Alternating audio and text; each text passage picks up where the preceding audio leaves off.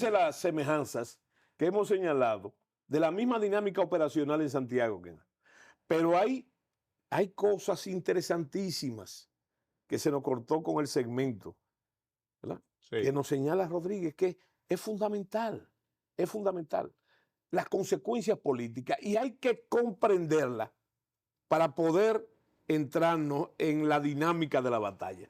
Lo primero es que hay que recordar un viejo axioma, vayamos a decir, de la doctrina militar de hoy, que dice que los generales concentran la tropa. Eso presupone un papel de liderazgo. Que los coroneles y comandantes dirigen la batalla y que los capitanes y tenientes libran el combate. Eso es lo que dice la doctrina de hoy. En Santiago pasó igual.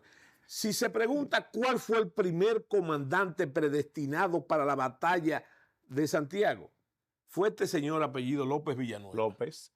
¿Verdad? Que era un veterano, pero ya un señor para la época bastante mayor. El encargado de la artillería, sí, López. Y el mando estratégico dominicano en la capital, sabiendo lo trascendental a despecho de los éxitos del sur, que era la batalla de Santiago, entonces lo primero que hace es que nombra a Ramón Matías Mella como comandante.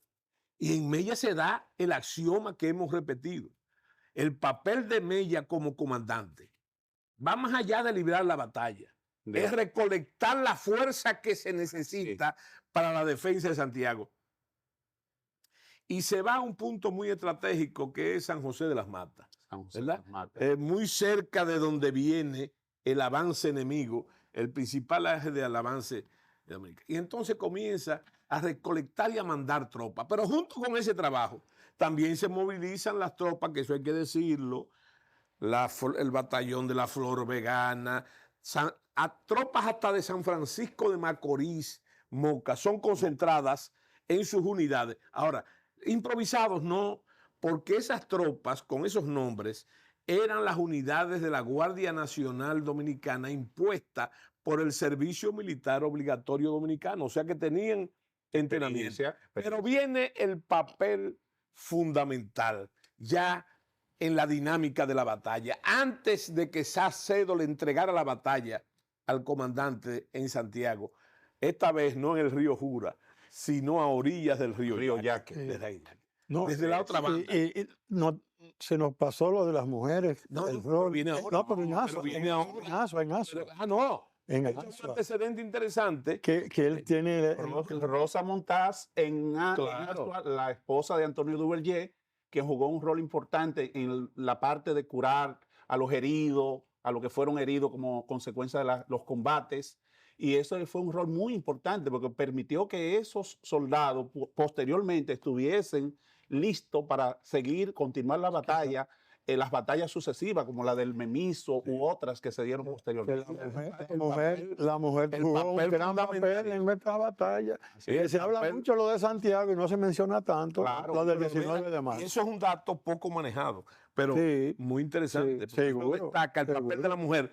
Agregarle a eso lo que dicen, oiga esto, lo que dice Charles Dorval, cuando viene avanzando por el Memiso, en el cauce pedregoso del río Ocoa, en el río Banilejo, resulta que él anota y él dice que él alcanza a ver en las trincheras dominicanas a mujeres que les tiran piedra y los insultan.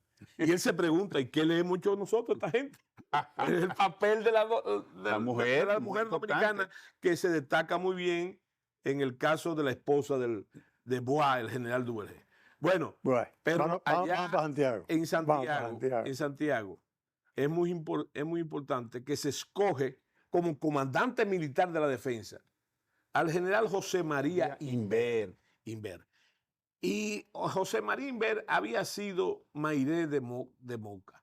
Él vivió en Cabo Haitiano y vino a recalar a Moca, donde fue un municipio destacado. Pero tenía experiencia militar en el ejército de Napoleón. María Inver tenía antecedentes militares importantes, ¿verdad? Y entonces se decide aprovechar esa experiencia y esa hombría proactiva del general José María Inver. Y así pasa, pero Inver no va solo. Inver va con dos franceses también, que uno es Achille Michel y el otro es Pelletier. Así es. Eugenio Pelletier. Y entonces, en esa tesitura, el general Inver arma su esquema, precisamente ese que todos tantos conocemos, que tiene como límite avanzado del área de combate, como nosotros le decimos el LAC, tiene la margen del río, las márgenes del río Yaqui. Y ahí entra, general, otro personaje, pero en este caso dominicano, Fernando Valerio. Sí, no, pero Fernando Valerio. Eso es en el medio de la batalla. Recuerda que se está mandando tropa de varias regiones del Cibao Central y de la línea. En esa tesitura entonces entra, y eso es muy importante señalarlo, de que siempre hay una inclinación de pensar de que es la improvisación la madre de todas las heroicidades dominicanas. No, la mayoría de los héroes, no solamente del 30 de marzo, de todo el ejército dominicano tenía experiencia militar y había sido formado en el ejército haitiano. ¿Por qué? Porque en ese sentido, con el servicio militar obligatorio, los haitianos, como dice el dominicano, afilaron cuchillo para su garganta. Y en el caso que tú señalas de Fernando Valerio y de su famosa carga de los andulleros en el cementerio viejo, entonces él resulta que era un capitán de la Guardia Nacional y sus hombres tenían entrenamiento también, para que tú veas cómo es. Pero hay otro caso más importante, ahora que vamos a mencionar la artillería, los 3 cañones de los fuertes Dios, Patria y Libertad. ¿Verdad? Esos cañones, el héroe artillero de la batalla fue el general, que iba a ser general José María López. José María López lo que era zapatero y talabartero. Y es muy bonito decir, y muy poético, que un día tocado por el numen de la independencia, ese zapatero se levantó de su silla, dejó la lesna y el martillo y entonces le dio fuego a los cañones de Santiago. No, ese señor tenía experiencia. Eso es muy bello, muy bonito, pero no es verdad. Porque para usted manejar la artillería, tiene que conocer el arma y hasta saber de trigonometría, porque eso es un tiro indirecto. Y ahí viene la mujer. Ahí viene la mujer de nuevo. Porque hay salta y topa. Y otras mujeres de la Merced Trinidad. Sí, Juana Saltitosa, y otras mujeres que su papel dinámico en la batalla era llevar el agua antes y después a los cañones para enfriarlo. Agua que tenían que bajar a buscarla al río Yaqui. Tienen un papel, y entre tiros, entonces tienen un papel muy importante. No, y está el hecho de que los haitianos, como en Asa, tampoco traen artillería. Sí, claro. Y los dominicanos tienen 3 cañones que le hacen estragos a la fila. Y cuando el general Salcedo, Tito Salcedo, le entrega la batalla a Inver, ahí en la otra banda, al cruzar el río, fíjate, para que tú veas que no hay improvisación tal, ¿a dónde va Salcedo? Lo mandan a la retaguardia, a él y a sus hombres, después de esa hazaña. Después de haber estado en la vanguardia. Sí, en la vanguardia. Porque fueron ¿A qué? A reconstituirse. Sin embargo, Salcedo no puede aguantar. Y en el medio del fragor de la batalla se une también a las operaciones principales de la batalla. Y entonces es claro. Una cosa, hay un parte de la batalla que dice que los dominicanos no tuvieron ninguna baja. ¿Qué tú piensas de eso? Yo creo que eso no puede ser. Yo lo que pienso es...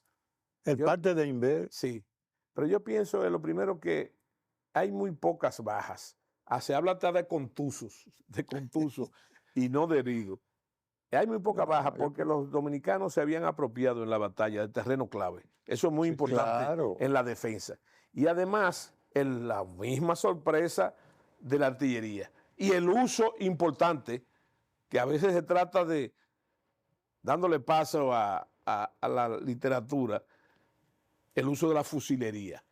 Claro, ¿verdad? claro. Eso, el fusilero muy bien apostado. Bueno, pero el hecho es que por las grandes pérdidas haitianas que dicen sus cronistas, entonces el general Pierrot, Luis Pierrot, el comandante de otra columna de 10.000 hombres, decide parlamentar.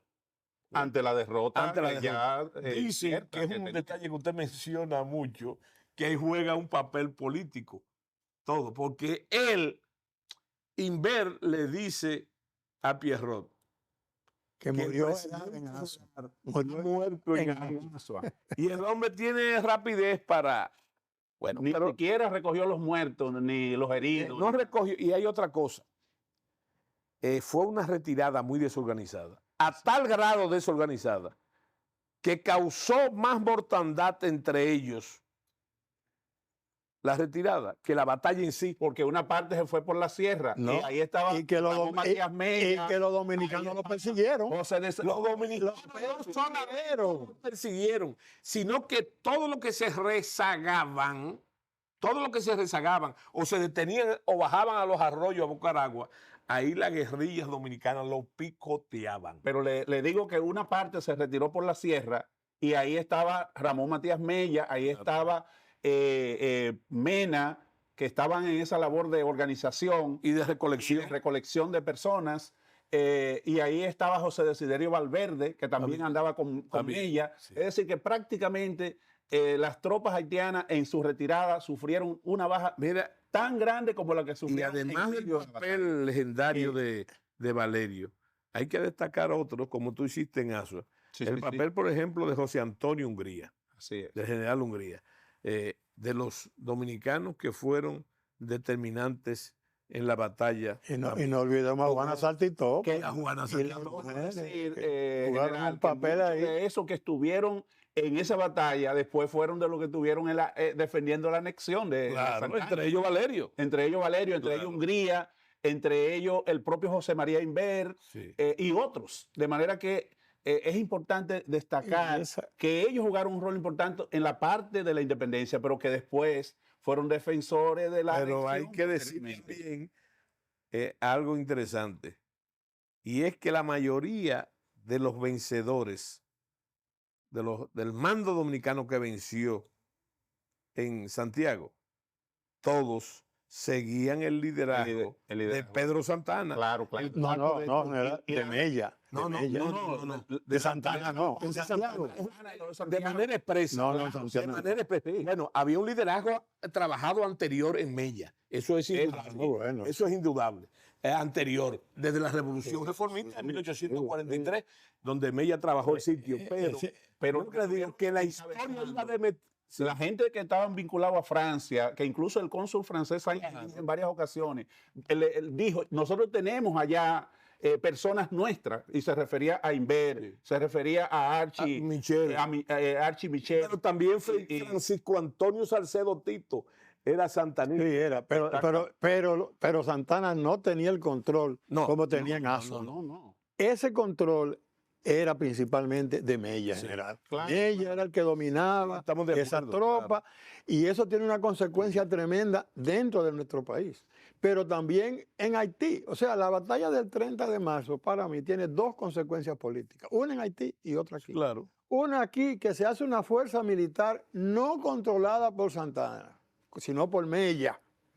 Y en Haití se promueve una revolución contra Herar, que es lo que hace que se tenga que ir, y lo derrotan al poco tiempo. Herar no duró de 4 o 5 meses. Hay eso en términos militares se llama la segunda que usted menciona.